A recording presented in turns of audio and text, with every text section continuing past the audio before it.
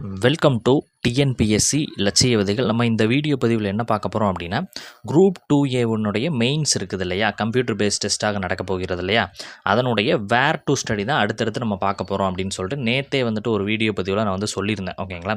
So அதனுடைய unit 1 where to study தான் இந்த வீடியோ பதிவில் ஃபுல்லாக டீட்டெயில்டாக பார்க்க போகிறோம். ஸோ ஸ்கிப் பண்ணாமல் பாருங்கள்.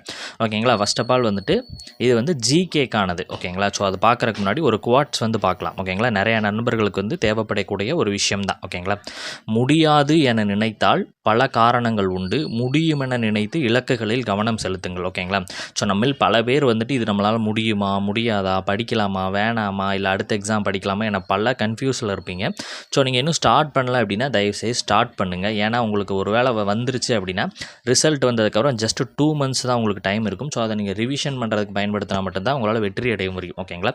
ஸோ உங்களுடைய இலக்குகளில் கவனம் செலுத்துங்க. உங்களுக்கு டவுட்டாக இருக்குது அப்படின்னா நீங்கள் என்ன பண்ணலாம் அப்படின்னா, இந்த வேர் டு ஸ்டடியை வச்சுட்டு புத்தகங்களை நீங்கள் செல்ஃபாக படிக்க ஸ்டார்ட் பண்ணலாம். ஓகேங்களா? சார் இது மட்டுமே போதுமா சார் அப்படின்னா, ஃபஸ்ட்டு மேக்ஸிமம் டிஎன்பிஎஸ்சியை பொறுத்த வரைக்கும் ஸ்கூல் புக்ஸில் இருந்து தான் எப்போயுமே வந்துட்டு மேக்ஸிமமான கொஸ்டின்ஸ் வந்து இடம்பெறும். ஓகேங்களா? ஸோ அதனால் வந்து நீங்கள் இதை ஃபஸ்ட்டு ஸ்கூல் புக்ஸில் எங்கெங்கெல்லாம் இருக்குது அப்படின்றத நம்ம தேடி கண்டுபிடிச்சி நம்ம கொடுக்குறோம். ஸோ அதை வந்து நீங்கள் ஃபஸ்ட்டு படித்து முடிச்சுட்டு அதுக்கப்புறம் வேணால் எக்ஸ்ட்ரா சோர்ஸ் வந்து ட்ரை பண்ணுங்கள். நான் ஃபஸ்ட்டே சொல்லியிருந்த மாதிரி உங்களுக்கு வந்து மொத்தம் 200 கொஸ்டின்ஸ் அப்படின்றது இருக்குது. ஓகேங்களா? மொத்தமாக எத்தனை கொஸ்டின்ஸ்? 200 கொஸ்டின்ஸ் அப்படின்றது எக்ஸாம்ஸில் உங்களுக்கு கேட்க போகிறாங்க. அதில் ஃபஸ்ட் என்னது, இலக்கண பகுதி என்னது, 60 கொஸ்டின்ஸு இலக்கண பகுதி வந்து கேட்க போகிறாங்க. ஸோ நீங்கள் பழைய புத்தகம், புது புத்தகம், தமிழ் புத்தகம் இருக்குது இல்லையா, ஸோ அதில் இருக்கக்கூடிய இலக்கண பகுதி எல்லாமே நன்றாக பார்த்தீங்க அப்படின்னாலே 60 கொஸ்டின் உங்களால் எடுக்க முடியும். நெக்ஸ்ட் ஒரு 40 கொஸ்டின் என்ன சார் அப்படின்னு கேட்டிங்கன்னா, ரீசனிங். ஓகேங்களா? ரீசனிங் வந்து ஒரு 40 கொஸ்டின்ஸ் அப்படின்றத கேட்க போகிறாங்க. அதுக்கு ஆல்ரெடி நான் சொல்லியிருந்தேன், ஆர்எஸ் அகர்வால் அப்படின்ற ஒரு புத்தகம் இருக்குது இல்லையா, ஸோ அதை வந்து ஃபுல்லாக நீங்கள் பார்த்து முடிச்சிங்க அப்படின்னாலே ரீசனிங்க்கு மோர் தென் எனஃப். ஸோ 100 கொஸ்டின்ஸ் வந்துட்டு கம்ப்ளீட் ஆயிரும். ஸோ அதற்கப்புறம் வந்து இப்போ நம்ம கொடுக்கக்கூடிய வேர் டு ஸ்டடி ஒவ்வொரு யூனிட்டில் எங்கெங்கேருந்து இருக்குது அப்படின்றத நீங்கள் படித்து முடிச்சிங்க அப்படின்னாலே மேக்ஸிமம் 2A எக்ஸாமை உங்களால் கட்டாயமாக கிளியர் செய்ய முடியும். ஓகேங்களா? 2A மெயின்ஸை வந்து கிளியர் செய்ய முடியும். ஸோ இதை வந்து பொறுமையாக நீங்கள் ஒரு பேப்பர் எடுத்து எழுதி வச்சுக்கோங்க. ஓகேங்களா? எழுதி ஒரு செவுத்தில் ஒட்டி வைப்பதன் மூலமாக நீங்கள் அப்பப்போ எங்கே எது முடிச்சிருக்கிறோம், எது இன்னும் இருக்குது அப்படின்றத நீங்கள் பார்த்துக்க முடியும். ஓகேங்களா? சரி, ஓகே, நம்ம பார்க்கலாம். ஃபஸ்ட்டு வந்து யூனிட் 1 என்ன கொடுத்துருக்குறாங்க அப்படின்னா, நவீன தமிழ்நாட்டினுடைய வரலாறு, தமிழ் சமூகம், பண்பாடு, தொன்மையும் அப்படின்ற ஒரு டாபிக் வந்து ஃபஸ்ட்டு யூனிட் 1 வந்து கொடுக்கப்பட்டிருக்குது. எத்தனை கொஸ்டின் இதில் வந்து பியூட்டி ஆஃப் த இது என்ன அப்படின்னு பார்த்தீங்கன்னா, முதலையெல்லாம் வந்துட்டு ஜிகேயில் வந்துட்டு ஒரு 75 கொஸ்டின்ஸு அப்படின்ற மாதிரி கொடுத்துருவாங்க. ஓகேங்களா? அதை எந்த யூனிட்லேருந்து எவ்வளோ கொஸ்டின்ஸ் அப்படின்ற கொடுத்துருக்க மாட்டாங்க. பட் இந்த தடவை என்ன அப்படின்னா, இந்த யூனிட்லேருந்து இத்தனை கொஸ்டின் தான் நாங்கள் கேட்போம் அப்படின்ற மாதிரி டீட்டெயில்டாக உங்களுக்கு கொடுத்துட்டாங்க. இலக்கணத்துலேருந்து 60, ரீசனிங்லேருந்து உங்களுக்கு 40. ஸோ இப்போ இந்த யூனிட் 1 20 வினாக்கள் வந்து கேட்போம் அப்படின்ற மாதிரி சொல்லிட்டாங்க. ஸோ அப்போ நீங்கள் என்ன பண்ணலாம், அதுக்கு தகுந்த மாதிரி எதை ஃபஸ்ட்டு படிக்கலாம், எதை செகண்ட் படிக்கலாம் அப்படின்னு சொல்லிட்டு நீங்களே உங்களை வந்துட்டு உங்களுக்கு தகுந்த மாதிரி நீங்களே வந்துட்டு இந்த ஸ்டடி பிளான் அதை வந்து போட்டுக்க முடியும். ஓகேங்களா? கஸ்டமைஸ் பண்ணி உங்களுக்கு இந்த டைமில் இவ்வளோ படிக்கணும் அப்படின்ற மாதிரி உங்களுக்கான ஸ்டடி பிளானை நீங்களே போட்டுக்க முடியும். ஓகேங்களா? ஸோ நம்ம பார்க்கலாம். அந்த யூனிட் 1 சப் டாபிக்ஸ் வந்து கொடுக்கப்பட்டிருக்குது இல்லையா, ஸோ அது குறித்து பார்க்கலாம். ஃபஸ்ட்டு வந்து அந்த சப் டாப்பிக்கில் ஐரோப்பியர்களின் வருகை, போர்ச்சுகீசியர், டச்சுக்காரர்கள், ஆங்கிலேயர்கள், டேனியர்கள் மற்றும் பிரெஞ்சுக்காரர்கள், இந்த ஐரோப்பியர் வருகையில் இந்த 5 பேர் தான் வந்துட்டு வருவாங்க, நம்மளுக்கு தெரியும். ஓகேங்களா? ஸோ இந்த 5 பேர் குறித்து டீட்டெயில்ஸ் வந்து நம்ம படிக்கணும். இதுக்கு எங்கே சார் இருக்குது அப்படின்னா, இது வந்து மேக்ஸிமம் வந்து பழைய புத்தகத்தில் தான் இருக்குது. ஓகேங்களா? ஸோ இப்போ 2018 வந்து நம்மளுக்கு புத்தகம் சேஞ்ச் பண்ணாங்க இல்லையா, அதற்கு முன்னாடி ஒரு புத்தகம் நம்ம படிச்சிருப்போம் இல்லையா, அந்த புத்தகத்தில் இருக்குது. ஓகேங்களா? ஐரோப்பியர்கள் வருகை 8ஆம் வகுப்பு 2015 பதிப்பில் வந்து இருக்குது, எடிஷனில் இருக்குது. அதே மாதிரி இந்தியாவில் ஆங்கில கிழக்கு இந்திய கம்பெனியின் ஆட்சி 8ஆம் வகுப்புலையும் 2015 எடிஷனில் இருக்குது.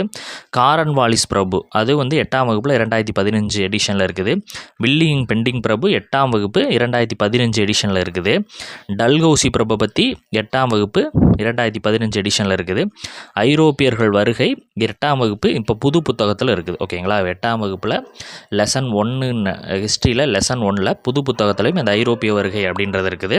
அதே மாதிரி 11ஆம் வகுப்பில் இப்போ லேட்டஸ்ட் எடிஷன் 2020 இதுலேயும் ஐரோப்பியர்கள் கொடுத்துருக்குறாங்க. அதேமாதிரி ஐரோப்பியர்கள் 11ஆம் வகுப்பு 2020 எடிஷனில் கொடுக்கப்பட்டிருக்குது. ஓகேங்களா? 1855ஆம் ஆண்டுக்கு பின் பிரிட்டிஷ் இந்தியா அப்படின்றது 12ஆம் வகுப்பு 2017 எடிஷனில் கொடுக்கப்பட்டிருக்கு. ஓகேங்களா. ஸோ இப்போ இந்த சப் டாபிக்ஸ்க்கு ஐரோப்பியர்கள் வருகையின் டாப்பிக்கு நீங்கள் 2015 புத்தகமும் 2020 புத்தகம் ரெண்டுலேயுமே இதை வந்து கொடுத்துருக்குறாங்க. மெயின்ஸ் நம்ம படிக்கிறோம் அப்படின்னால எதுலேருந்து வேணால் உங்களுக்கு கொஸ்டின் கேட்கலாம். ஸோ ரெண்டையுமே மேக்ஸிமம் வந்து 80% இந்த புது புத்தகம் பழைய புத்தகம் ஒரே கண்டென்ட் தான் இருக்கும். ஸோ நீங்கள் எல்லாத்தையுமே நீங்கள் ஒரு தொகுப்பாக எடுத்து படிக்க ட்ரை பண்ணுங்கள். ஓகேங்களா. ஸோ அதுதான் உங்களுக்கு வெற்றியை கொடுக்கும். ஸோ இது வந்து ஃபஸ்ட்டு சப்ஹெட்டிங்.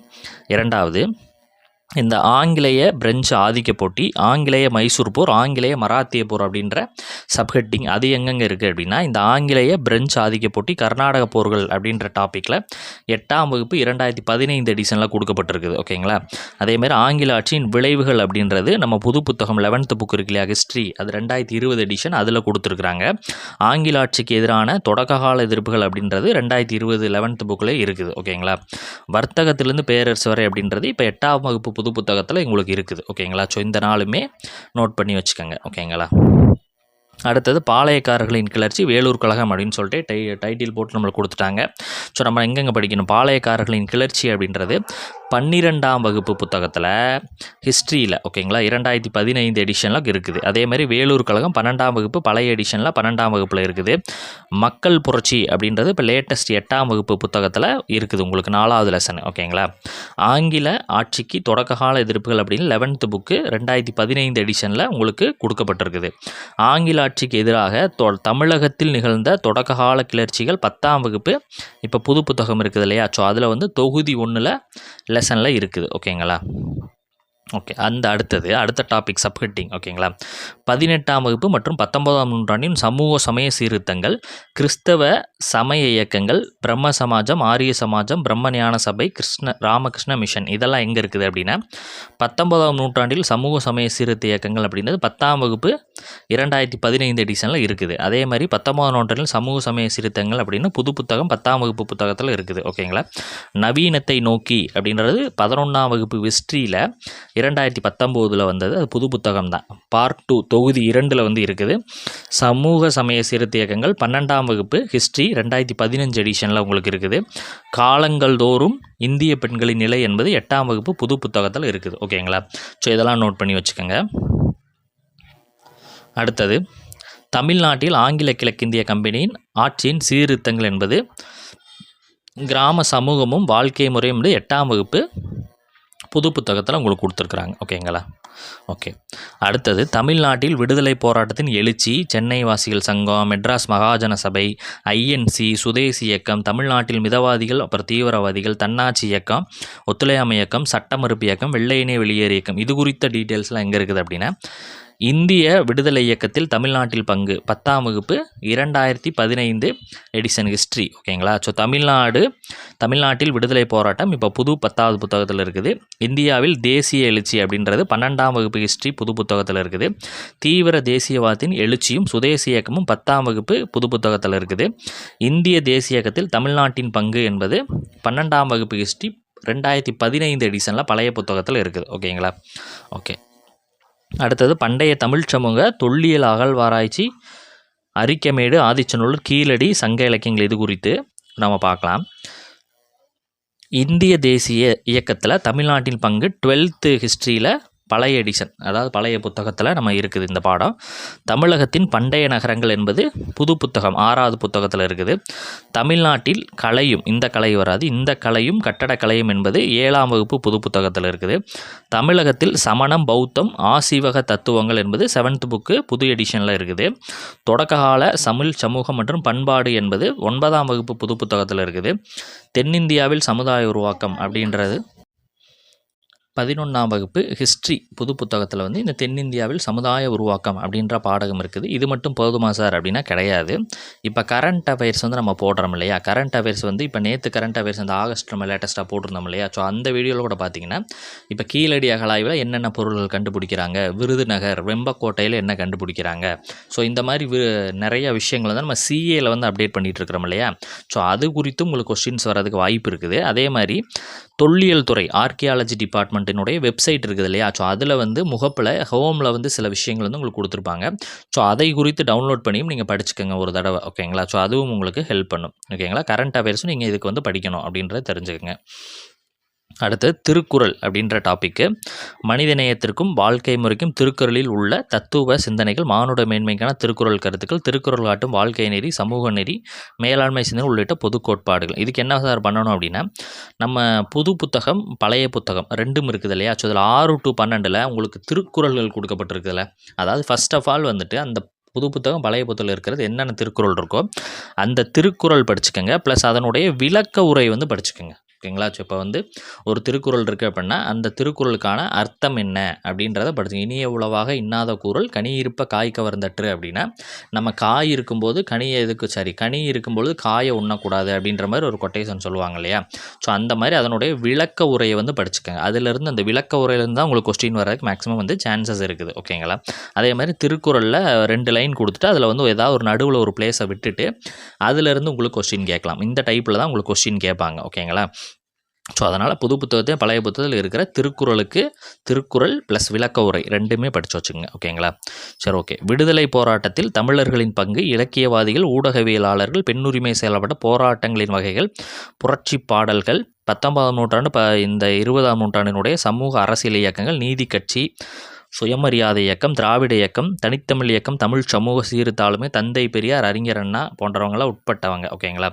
ஸோ இதெல்லாம் எங்கே இருக்குது அப்படின்னா, தமிழகத்தின் சமூக உருமாற்றம் என்பது 2015 10ஆம் வகுப்பு புத்தகத்தில் இருக்குது. அதேமாதிரி 2020 10ஆம் வகுப்பு புத்தகத்துலையுமே இருக்குது ஹிஸ்ட்ரியில். ஓகேங்களா? ஹிஸ்ட்ரி இது. ஓகேங்களா? அடுத்தது சமூக நீதி அப்படின்றது 11th பாலிட்டி புக் இருக்குது இல்லையா? அரசியல் அறிவு. ஓகேங்களா? அரசியல் அறிவில் இப்போ லேட்டஸ்ட் புத்தகத்தில் இருக்குது. ஓகேங்களா? 13வது லெசன் இருக்கும்னு நினைக்கிறேன். ஓகேங்களா? ஸோ தமிழ்நாட்டின் அரசியல் சிந்தனை, அதே மாதிரி 11ஆம் வகுப்பு அரசியல் அறிவு, இது 14வது லெசன் இருக்கும். அடுத்தடுத்து இந்த 2 லெசனுமே இருக்கும். அடுத்தது பெரியார் 1000 அப்படின்ற ஒரு புக்கு வந்து தொடர்ந்து எல்லாருக்கிட்டே வந்து பரவிக்கிட்டு இருந்துச்சு இல்லையா? இந்த பிடிஎஃப் அது இதுன்னு. ஸோ அந்த புத்தகத்தை வந்து ஒரு லைன் வந்து படிச்சுக்கோங்க. அதுலேருந்து பெரியார்லேருந்து உங்களுக்கு 1-2 கொஸ்டின்ஸ் வர வாய்ப்பு இருக்குது.